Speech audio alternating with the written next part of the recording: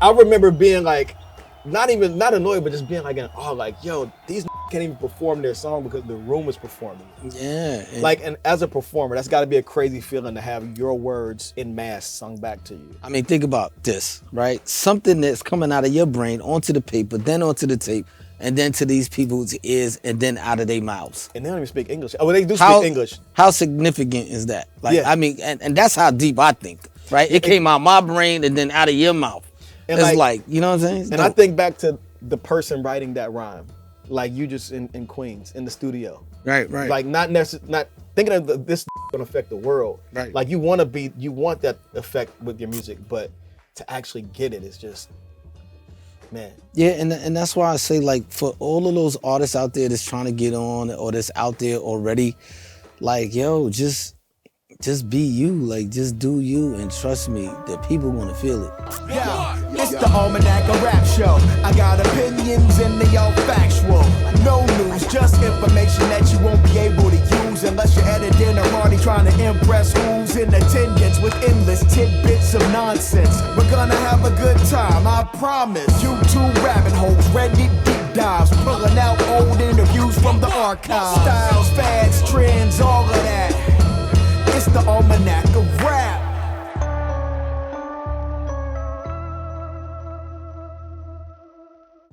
Welcome to the Almanac of Rap, the show that has plans, power movements. I'm on some smooth whatever.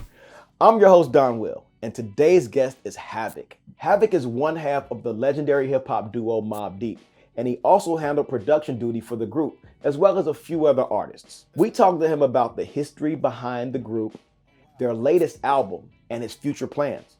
We'll get to that in a second, but first, I gotta kick the ballistics.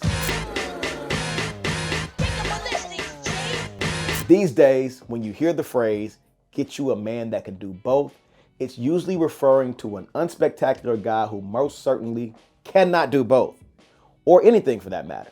But the hip-hop version of that phrase is about producers who can black out behind the boards and on the mic.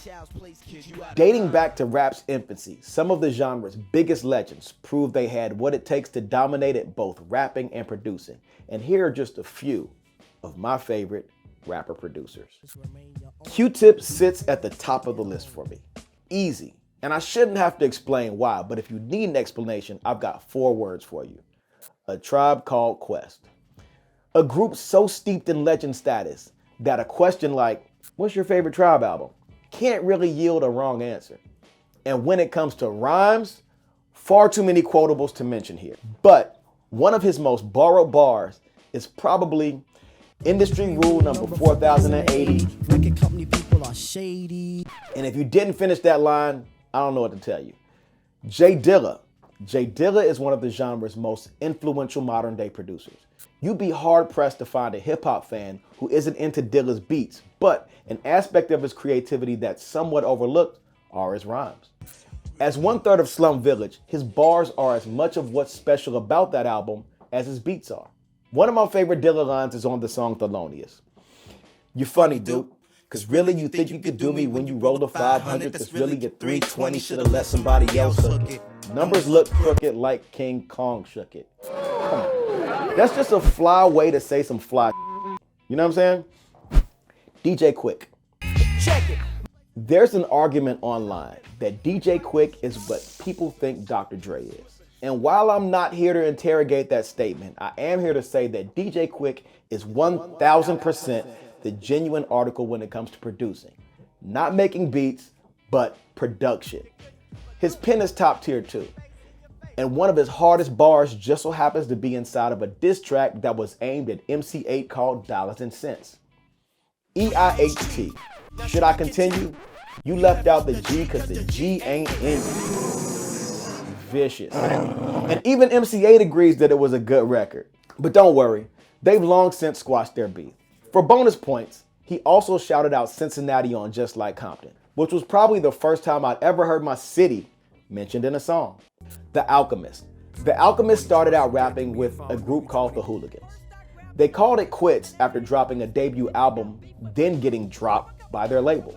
But in turn, this led the Alchemist to focus more on his own production. He since went on to produce for artists as varied as Evidence, 2 Chainz, Mobb Deep, and Drake.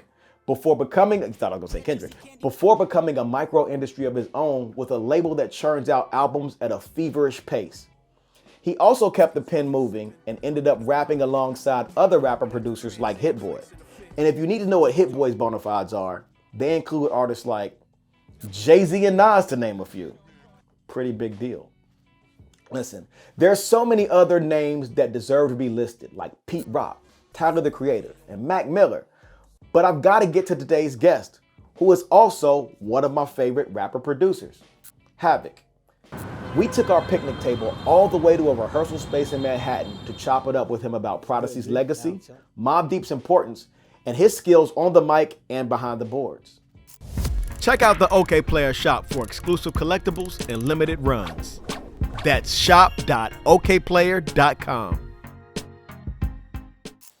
What's up, everybody? Welcome to the Almanac of Rap. My name is Donwill, and today's guest is a founding member of Mobb Deep. His music can be described as iconic, definitive, groundbreaking, or timeless. Please welcome to the show, Havoc. Thank you for having me, man. Good, G. Yeah, I'm chilling. Listen, man, it's an honor, dude. Oh, man. Likewise. I'm happy to be here. A lot of people sat at this table, you know what I'm saying? But you were like one of those dudes, I grew up on your music, you know what I mean? I'm happy to hear that, for real. Yeah. So we don't have a lot of time, though. Like this is one of those interviews where I wish it was like a Drink Champs. We have 4 hours. We got like 45 minutes. We're going to make the best of it. We're going to make the best of it. So let's just jump right in, man. I want to talk about this new album. Yeah, The Infinite. Yeah, Infinite.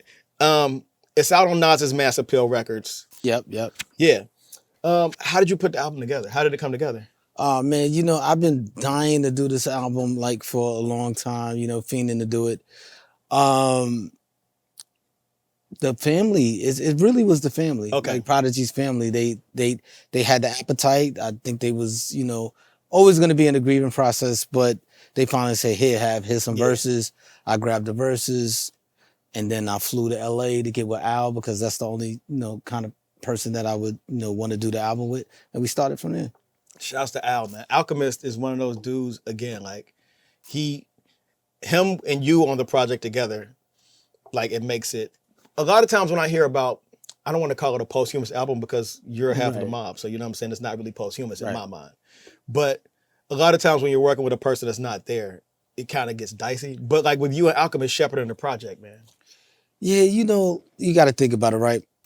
Prodigy's not here. How can you do an album, right? Like, how do you do that? Prodigy's verses are so good, it makes it easy, right? So it won't feel like that because I think to the audience, it's gonna feel like he's here. Yeah. And that's what we was trying to capture. Yeah, I caught the 2 singles, Taj Mahal, and I forget the name of the other one. Against the World. Against the World. And like just hearing the acapella, man, chills. He's one of my favorite voices in hip hop. Imagine, right? Like imagine how me and Alchemist felt when we was working on that album and we had to deal with these acapellas. It was tough. Yeah, because I would imagine for you, this was a lot of stuff Alchemist had, right? Yeah. And so for you, it was your first time hearing it. For him, he probably just didn't even think about playing it again. No, but actually, I got verses from Prodigy's family. Got you. Okay. You understand? So I had a lot of verses from Prodigy's family, at least 12 verses, right? Yeah. And then Alchemist, of course, he had a ton of verses, So when I heard the verses that Alchemist had, I was like stunned. I was like, wow, like, you know what I mean? Like, and so it was like a rebirth for me. Like I fell in love all over again, just listening to these lyrics that I haven't even heard. Right. So how did you pick the features? Like, how did you pick the people to be on the album with you? We kind of had like a board, saying, okay, these are the artists, these are the features that we want, and that's what we went with, the ones that we could get in time to make the album. So, that's what we had a vision board. How long were you working on the album? When the inception, like, all right, we started working. About how long did it take to come together? I would say like a year. Oh, wow. You know what I'm saying? Definitely like a year. Yeah. I wanted to make the album a long time ago. So you were ready. But yeah, right. But I don't own Prodigy's verses. Yeah. You understand what I'm saying? And you gotta, you know what I mean? You gotta, respect the family. So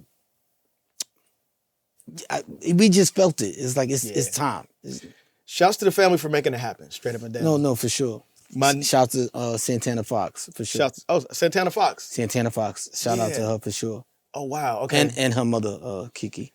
I never made that connection. Yeah, that's Prodigy's daughter. Santana I never Fox. made that. I heard you say his daughter in another interview, and I just never made the connection that was his daughter. Holy Yep. okay, let me get back to my questions. My mind's kind of blown. So it's the first new album in almost 15 years. Does it feel like the completion of the Mobb Deep story or just another chapter in the story?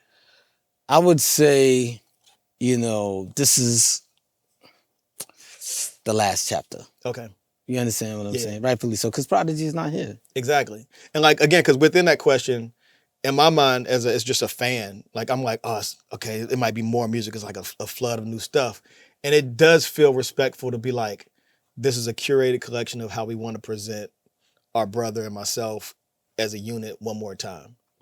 And that's exactly what we set out to do, at least in my mind. You know what I mean? And let me just say this.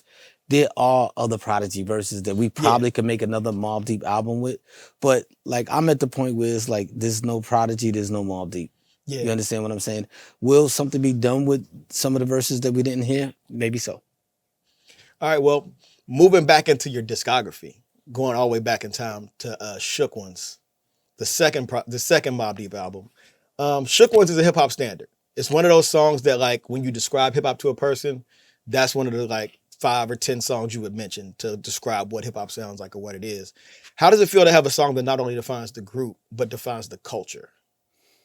I mean, it's what we set out for as artists, right? Like you don't aim to have the best song, in hip hop or whatever it is, but you do set out to make something dope and something memorable. Like a championship ring, right? Yeah. You in the NBA, what's the one thing you want? You want the championship ring. So me and Prodigy just really, really pushed the limits of what we could do. Y'all really did. And like within that album itself was one of those albums, we only have a limited amount of time, so I got to kind of glaze over stuff. But man, I could go so nerdy with you on this. But the infamous Not Only beat Sophomore Slump, but it redefined the group as well. And I heard you were kind of nervous about manning a project by yourself on the boards production-wise. For sure. When did that confidence, talk about that and tell me when that confidence finally kicked in for you. I think the confidence kind of kicked in when we was working on Eye for an Eye, when Nas and Raekwon was willing to feature on the album. Okay. You understand what I'm saying? The confidence kind of like, oh, snap, okay, I got Nas, I got Raekwon. I think I'm doing something right. Yeah. And then that kind of adds to the confidence. Around what, how deep into the album were you when you started working on Eye for an Eye? I would say halfway. Halfway, okay. Yeah, we was halfway through. And was it a thing where you're making beats as you go? Like, was Eye for an Eye made in like with the intention of Nas and Raekwon on it, or was it like just like? I mean, I'm happy you asked that question. We just wanted to do a song with Nas and Raekwon. Okay. So we told them to come to the studio, and then I made the beat right in front of them. So it was definitely on right there. And from what I hear, you're infamous for deleting beats. Very. Was that one of the ones that almost got thrown in the trash? No, because they wouldn't have let me. They was right there. So if they would have got there an hour later, it'd be like, oh, maybe man, you gotta cook some other shit up. Maybe, and we wouldn't be sitting here. Yeah. We should talk about a different song though, because again, like you. Even looking back at Juvenile Hell, like to prepare for the interview, Juvenile Hell is one of the albums that I remember hit it from the back. I'm from Ohio originally, Cincinnati, Ohio. So I was getting whatever Rap City gave me.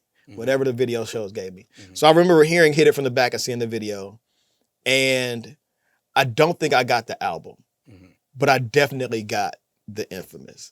So within that, like, a lot of people think that the Infamous is your first album. What place did Juvenile Hell hold in your heart? Like in terms of your relationship to that album? What place the Juvenile Hell holds in my heart is that of a child that needs more attention. You understand what I'm saying? Like that child, let me show this child a little more attention because, he's not, fully there yet. You know what I mean? And I want to help him. I want to nurture him. And then when I did that, he became the Infamous. Yeah, grew up to be the Infamous. And it's funny because when I was listening to it, like you and Prodigy's voices were almost in like the youthfulness of the voices were almost. You can keep it real, sounding like chipmunks. You can keep it. I'm joking. Yeah, but like it was like I remember hearing a song about I can't tell who's who. Like I was waiting for y'all to say your name. Yeah, because we was like 15, 16. 15. That is crazy. Yeah, 15, 16. All of those things. Listen, when I think about it, most of the time it makes me smile. Yeah. Every time I think about it. Yeah, a lot of people have trouble listening to their older catalog. So like when do you go back and listen to it ever? When I want some inspiration, yep, definitely. Wow. Definitely. That's a gem. So you because I wanna know, I wanna go back and see who that person was. Yeah. Yeah, and you're able to tap into that energy still. I'll at least try. Yeah. Like, which 2 songs did you produce on that album? Stomp 'Em Out, Hit It From the Back, and Hold Down the Fort. So it was 3 songs. Okay. And those 3 songs, were those like, when you got those joints off, were you like, yeah? Or was there like some imposter syndrome still baked in there? It was a little of that baked in, but man, I was just gung-ho to produce my own song. Yeah. Well, I'm glad you were gung-ho and stayed the course, because getting the Infamous out of that, and then down the line getting Hell on Earth and moving on to one of my favorite albums of all time in your catalog, Murda Muzik. Wow. That album, man. Like again, like you guys have tent poles in your catalog. Mm-hmm. The thing about Murda Muzik was that, again, I'm in Ohio, and I remember the album leaked. There was a leaked version. Yep. I bought the leaked version. I'm sorry. I would have bought it too. But you got retribution, because I bought it, put it in my car CD player, and left it in there so long. It had a paper cover. The paper cover folded up, and that shit got stuck in the CD player. So that's what I get for bootlegging your shit.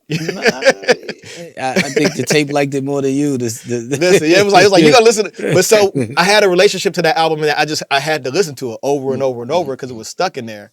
How did that bootleg affect the official release? Like, did it harm the official release? Or did it help? I mean, at least in our minds, it affected the official release. So we went in and did like a dozen songs over. Had to. Yeah. Like I remember there were 3 songs, and I can't remember their names, but there were 3 songs I know that weren't on the official, and like the sequence was different and shit. Right, sequence was different. A few songs were different.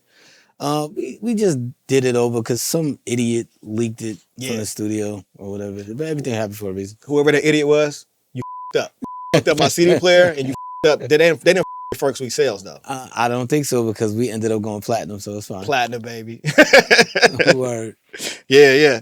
So, and the other thing about that album is the original version of Quiet Storm was just Prodigy. Yep. My question about that song for you is like, did you do a remix so you can get a verse off? That's the romantic ending of it, but no. You know what happened? The reason why we did a remix is because Mobb Deep. Like every time we do a Mobb Deep concert, it's nothing but guys there, so we just we want to get the females involved, and who else better than Little Kim, and that's how that came about. Yeah, that joint, man. Like I DJ, and that's one of them joints. Like if you don't play the Kim verse, you might get a bottle thrown at you, like straight up. Crazy. But yeah, one of my favorite joints. Like, how did Kim get involved on the remix?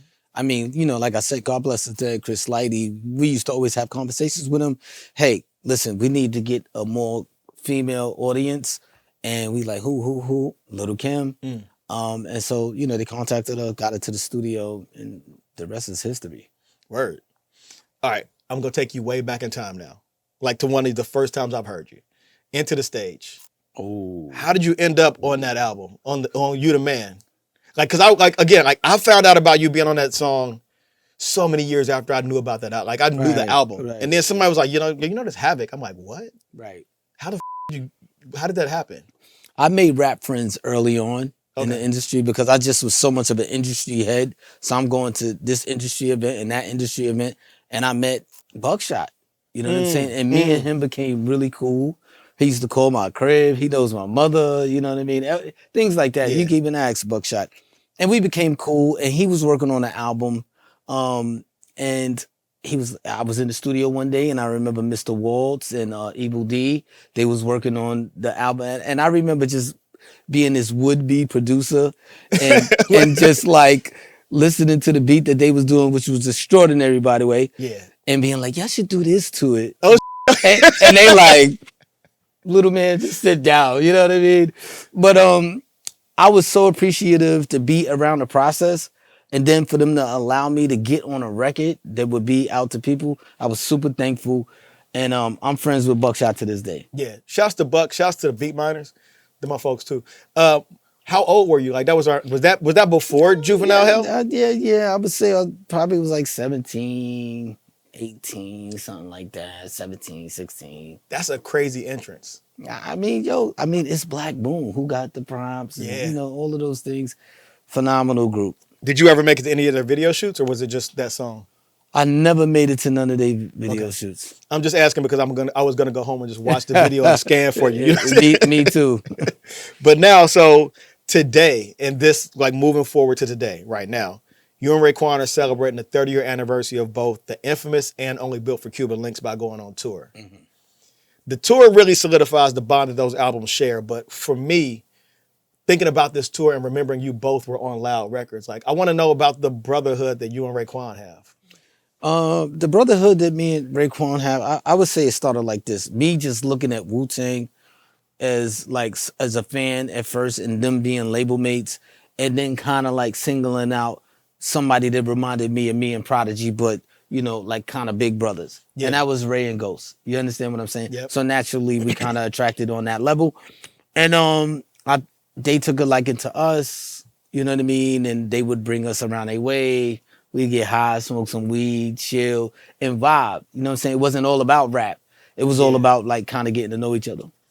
And I would say that the albums both have this similar energy in that, like on Only Built for Cuban Links, they're like the kind of like interstitial spoken thing where they're just talking, like hanging out, like Blue and Cream, that type of shit. And then on the Infamous, you have, sometimes I wish I had 4 different places and going to court before, like that shit, like literally that thing just cycles through my mind all day. So like, it's kind of cool that those albums are mirrored in that way for me. Mm-hmm.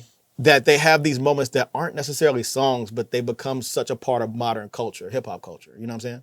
Right, because we giving you a product. You understand what I'm saying? We're not just giving you music. We're giving you a whole vibe. You understand what I'm saying? Like, they're not going to play that on the radio. But 30 years later, here we are talking exactly. about it. 30 years later, we quoting Big Noid acapellas. All right, so I saw Mobb Deep live once. And I got to see you guys live in Paris at the Trianon. I think it was the 20th anniversary of the album. I snuck in the show. Because I was an American in Paris, and I found somebody I knew, like, yo, and they let me. The show was sold out, but they let me get in there. The energy in that room was, I've never seen anything like it, and I would imagine the energy like that regardless. But it was just something so special and unique about my first time in Paris. My first time in Paris, seeing you guys perform this album. So the question that I have is, I heard you in the interview say something about how much you love Paris. Mm-hmm. Talk to me about the energy of that show, that room, that city. I really, really love Paris. And not for anything else, but for a lot of things. Yeah. But one of the main ones is when we go perform out there, I can't even explain to my friends and family how much love they show us when we performing in Paris, right? You have to be there. Mm-hmm. It's like, it's almost like a miracle. I'm like, God damn. I'm like, yo, they really with us. Part of my French. Pun intended. Pun intended. You understand? But I love performing out there. The energy is crazy. Shout out to Paris. Shout out to the whole France. Shout out to Marseille. All those dope places. And Oui. Merci beaucoup. You know? Yeah, like it was one of those things where I feel like when you started Shook Ones, had to wheel it back, and like the room sang the whole song the whole time. Literally. Like I remember being like, not annoyed, but just being like, like, yo, these can't even perform their song because the room is performing. Yeah. Like, and as a performer, that's got to be a crazy feeling to have your words in mass sung back to you. I mean, think about this, right? Something that's coming out of your brain onto the paper, then onto the tape, and then to these people's ears, and then out of their mouths. And they don't even speak English. Oh, they do speak English. How significant is that? Like, yeah. I mean, and that's how deep I think, right? It came out of my brain and then out of your mouth. And it's like, you know what I'm saying? And I think back to the person writing that rhyme, like you just in Queens in the studio, right. like not thinking of this gonna affect the world. Right. Like you want that effect with your music, but to actually get it is just, man. Yeah, and that's why I say, like, for all of those artists out there that's trying to get on or that's out there already, like, yo, just be you. Like, just do you, and trust me, the people gonna feel it. Yeah. And speaking to all those artists trying to get on out there, a question that I have for you specifically is, the game is like, rap groups aren't really as prominent as they were. Why do you think rap groups have kind of dissipated? Like they're not as prominent anymore? You know, I don't know why. I really can't answer that question, but I will say it is hard to maintain a group because so many different personalities and, you know, things of that nature. So it's tough for groups to stay together. And then, you know, I think a lot of people is just out for dolo. Yeah. I feel like that too. Like it's easier to be a soloist than a group, like because there's always compromise within a group. There's always like, but the beauty of it is there's a division of work. There's like, you know, my homie Fonte always is like, well, I only got to write one verse. It's Pooh here. That's real talk. Yeah. Like for real, because if I had to write 2 verses, I don't even think we'd be sitting here. Like, you know what I mean? Stop, man. You one of them ones, man. You like a rapper producer whose raps are as good as the beats, and the beats are shook ones. You know what I'm saying? Right. Like you're one of those rapper producers that I always say some producers rap like producers. Like their words are meant to fill a pocket or be like an instrument. And you can do that. But you also rap like a person. I think that you rap like a person that doesn't make beats. Like you rap like a person that focuses solely on the words. So a question I had about that is, do you write to the beat or like write first and then build the beat around the rhyme sometimes? No, I make the beat and then I rap to the beat. Okay, and when you're making the beat, you're always like, kind of thinking of what you're gonna do. Yeah. When I'm making the beat, I'm always like thinking of a flow in my mind while I'm making the beat. So actually, while I'm just saying fake words, it's helping me make the beat. And then sometimes you just throw the whole like, let me start over. Man, which is horrible, but I would kill to hear some of this been thrown away, man. Me too. Dog. But so, all right, I want to ask you about, while we're on the topic of rapping producers, I got a list of other producers that rap, and I want to play a game called Beats or Rhymes, where we honor you by being an elite rapper producer by asking you if you would rather have a beat from this person or a verse from this person over one of your beats. Okay. It's no diss. No, it's all love and all honor. This ain't like a hoodwink thing. No doubt. All right, so the first one is Pete Rock. Would you rather have a Pete Rock beat or a Pete Rock verse over your beat? Pete Rock beat. Pete Rock beat? Love Pete Rock beats. What's your favorite Pete Rock beat? Oh my God, Reminisce. The classic. Or Whose World Is This? Oh my God, yeah. Pete is one of the ones too, man. Like, did you catch the Pete Instrumental album? I didn't, but I heard a few, and like, you know, because I don't like to taint my brain. Yeah. I don't want to make a beat that sound like Pete Rock, so I kind of like stay away. But I was compelled to listen to a few of them, and I was like, God damn. And you were like, let me just go turn my You know what I mean? All right, next up, Mac Miller. Would you rather have a Mac Miller verse or a beat produced by Mac Miller? I would like to have a verse. A verse? A verse from only because he's not here no more, and you know the verses are kind of like rare. He's rare, and like the talent was rare. No, yeah. Like Mac was one of them dudes that like finding out just how fully talented he was production wise. Right. Played everything, produced everything, sang. Crazy. I got to meet him too. When was this? Yeah. Oh man, it definitely was before he passed away. Yeah. I can't really fully remember, but I remember being in Alchemist's studio. Makes complete sense. And he came through, and I was like, "Oh, this is the kid." You know what I mean? And he came through, and I remember a story that he was like, because I was living in California at the time. He was like, "Oh, yo," he was like, "What's up?" I was like, "Yeah, I live out here," and then he was like, "I live in New York, on the East Coast." He was like, so it was a conundrum, like, yeah. The OG New Yorkers was moving to Cali, and the young YNs from LA was moving to New York. It was just a weird, funny dichotomy. How long did you live in LA? 3 years. Did you like it? I loved it. Yeah. I loved it. It was different. I'm just a New Yorker. You understand what I'm saying? You were like Google Maps and like, where's the restaurant? Trying to walk. They're like, nah, you got to drive here. But I love LA though. I love LA it. is a vibe, man. Yeah.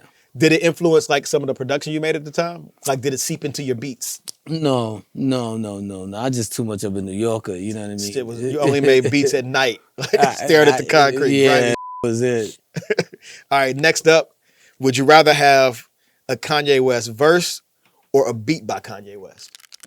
A verse? I would like the Kanye verse, even though I know he's ill on the beats. Yeah. I say Kanye West verse because like I really mess with his verses. Yeah, crazy. You worked with him, right? I have several times. I'm trying to remember was it Famous? Real Friends, Famous, Vultures. You were Real Friends? Yes, I did the drums. I did the drums on Okay. Real Friends. That's my yeah. Yeah. Shouts to Kanye. Let me see who else. And the last one, taking it back to Cali. Tyler the Creator. Tyler verse or Tyler beat? This is a tough one because my son is a super huge fan of Tyler, but I'm gonna have to say beat. A Tyler beat? I'm gonna say a Tyler beat, even though I'm a super fan of his lyrics. Yeah. I'm gonna say beat because he produces a mood. He does. And like I hear a lot of echoes of your production style and what he does. And I say that like a lot of people, they're echoes of your style and a lot of people's but it's something about the color, like the texture of the beats. Yes. It feels very like nostalgic almost. Yeah, your beautifully dark. If I could Thank you. know what I'm saying? It's like it can feel ominous, but it also feels approachable and inspires that kind of vibe from me. Thank you.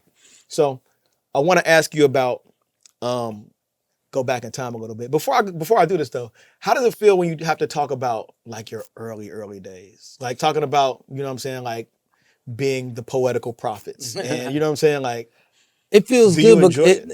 I enjoy it because it feels good because it never gets talked about, right? So we bring a little bit of attention to it every time we talk about it. Yeah, so because I do want to talk to you about the Poetical Prophets. That was your first rap group name, right? It was. Was there another name that you auditioned before Poetical Prophets? That's the only name definitely that we had. Did you come up with it or Prodigy? I definitely I came up with it. And I came up with Mobb Deep too. So. Oh wow, okay, yeah. Where did it come from? Poetical Prophets? Yeah. I mean, we just was coming off the heels of the late 80s, right? Like they was wearing African beads, self-destruction and stop the violence movement. So we kind of was like from that cloth coming out the 80s. And we just was like, Poetical Prophets. Now, that's kind of a fire name. When I think about like that era, it was a hard name. And within that, did you have a different rap name? No, my rap name was always Havoc. Always Havoc? Yep. Because I think Prodigy had a different name, right? Golden Child. Golden Child. The Golden Child. I will say Prodigy is a better name than the Golden Child. I would agree. I would have to agree. But if you was there, if you know, you know.